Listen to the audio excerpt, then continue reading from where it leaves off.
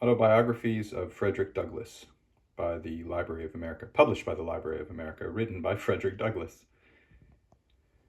The Library of America usually produces cloth-bound books. They're all acid-free paper and they're sewn in with a ribbon. Every once in a while, they'll produce one in leather, and that's what this one is. Let's have a look at the spine.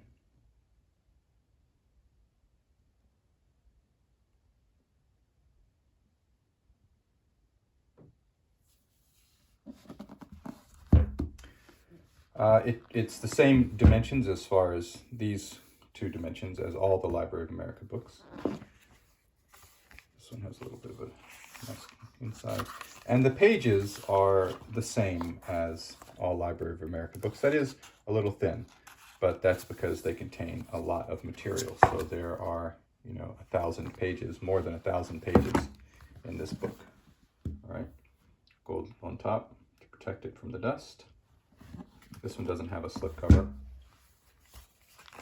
And I'll show you the biographies. Notice it says biographies. That's because Douglass has something like three biographies. All right, there's Narrative of the Life of Frederick Douglass, My Bondage and My Freedom, and Life and Times of Frederick Douglass. As with all Library of America, there's a bit of an introduction, there's a chronology of his life, and then there are notes on the text throughout. Well, the notes you find in the back of the book, but throughout the book. So I've only read Narrative of the Life of Frederick Douglass. It is so brutal. Everyone should read it. Every American, I think, should read this. Actually, probably anyone whose people has a history of slavery. I don't know. But I really think that every American should read that book. It is, it's just so brutal. And you already know that slavery was brutal in the United States. We already know that. Of course, we already know that it's horrible and everything. But reading a person who was there, who experienced it and wrote about it, it's just, I don't know, it's a different level. It's not a movie, it's a guy telling you what happened to him and what he saw happen to other people. And he's so, he writes well, he draws you in, he knows what he's doing.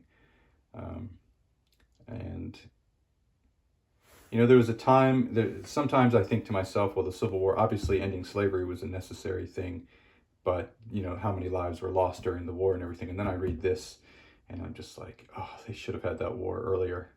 Not one more minute of slavery, no matter what the cost. All right, so this is the Frederick Douglass Autobiographies, put out by the Library of America.